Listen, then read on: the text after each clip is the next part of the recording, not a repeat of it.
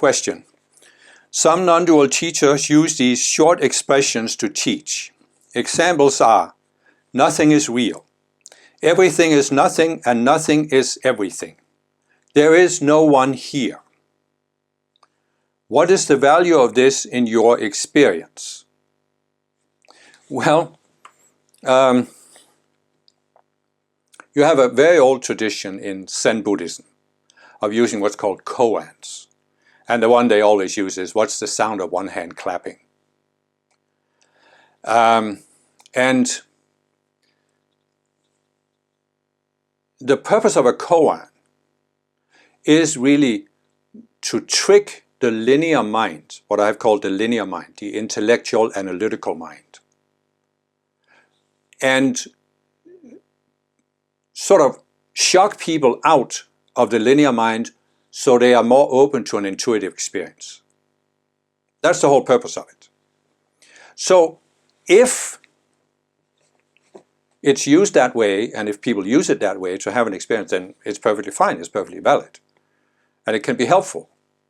Because especially for people who grew up in the West, we have been brought up to glorify this thinking, analytical, intellectual, linear mind. And want to take things literally and want to have explanations. And it's valid to try and trick us out of that mind so we can have an intuitive experience. But it isn't enough in itself, because if you only teach this way, it just isn't effective. You have to have alpha and omega. You have to have both these shocking statements but also explanations that the linear mind can actually work with. And that, because it's not that we need to abandon the linear mind in order to grow on the spiritual path. We are using the linear mind, the rational mind, to reason about spiritual teaching. So we expand our awareness and understanding.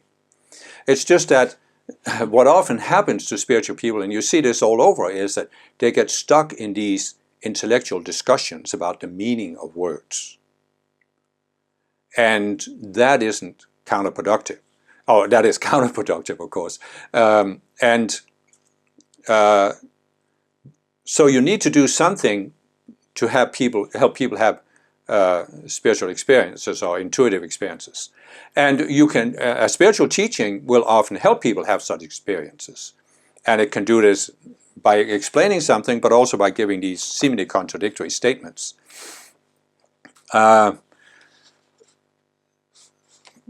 It's just that you have to be very careful that you see that these statements are meant to shock the linear mind, not to express some absolute truth. And this is where I see a lot of people, and I see it in even some of the non-dual teachers when they reason about this. I see it in comments to my videos about non-duality. I also see it even in myself. I can see that my linear mind sometimes also does this. Take things at face value, take things literally. So take this statement, nothing is real.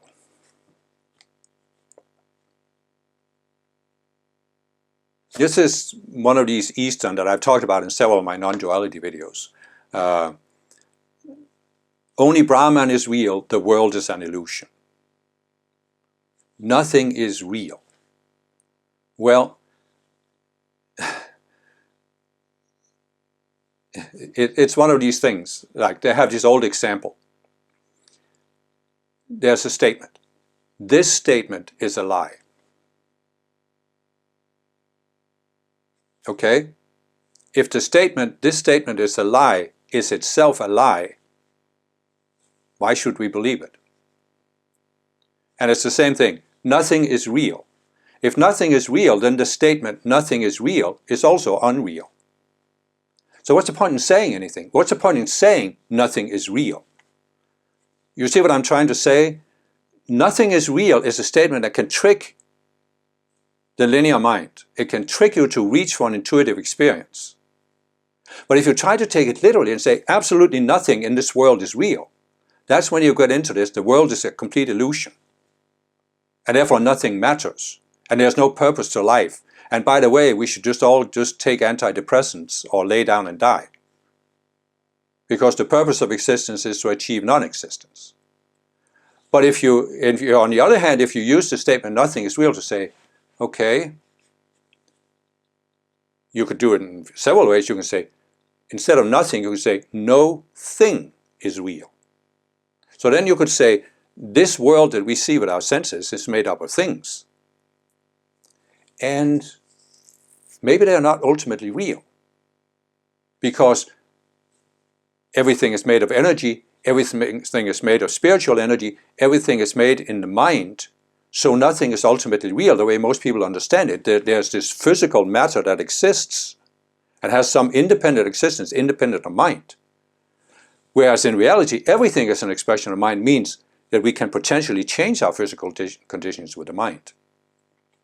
But the other thing you could do is say, nothing is real, but what's my concept of reality? What do I mean when I say real and unreal?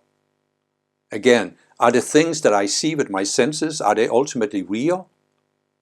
Or is there a deeper reality? Like, here's my hand, but my hand is actually made up of individual cells that I can't see with my eyes. The cells are made out of molecules. The molecules are made out of atoms. The atoms are made out of subatomic particles. The subatomic particles are actually pure energy that can exist in different forms. So, what is energy? It's an expression of mind. Everything is an expression of consciousness.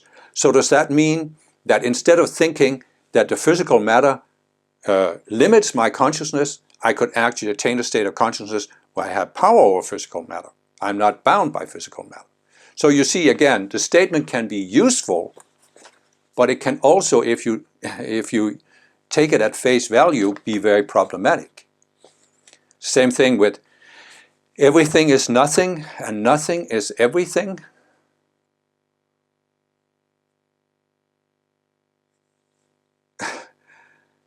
You can again say everything in the world is not ultimately real, because what we see at the level of our senses is a thing. But as I said, I'm seeing my hand here, but it's actually made out of smaller units. And in reality, it's only made out of energy waves. And so, it isn't really a thing. Everything is no thing. The things that exist at the level of the outer mind and the senses is not ultimately real.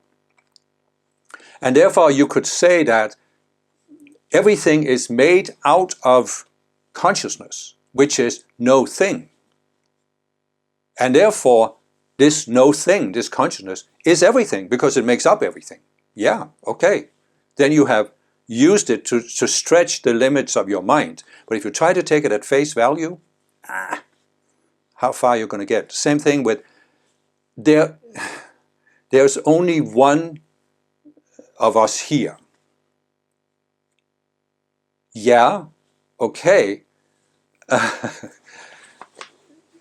Ultimately, there's only one mind in the world of form. That's the mind of the Creator, as I explained in my video about how the world was created. But the Creator has expressed itself as us, as individual extensions of itself.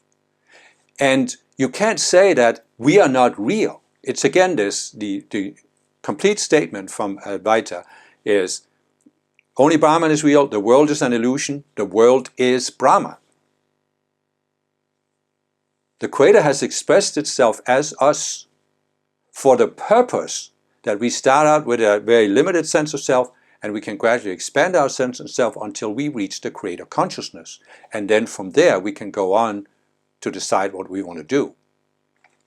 And so again, to saying there's nobody here, it's again, if you take it literally, what do people go into? They go into thinking, oh, I have to eradicate all of my individuality in order to follow this statement, which is the ultimate wisdom that there's no one here, or there's only one of us here. And that isn't constructive. You are trying to destroy the very individuality that is the Creator's gift to you, instead of using it as it was intended. You're refusing to do what the Creator created you to do. Is that productive? And then again,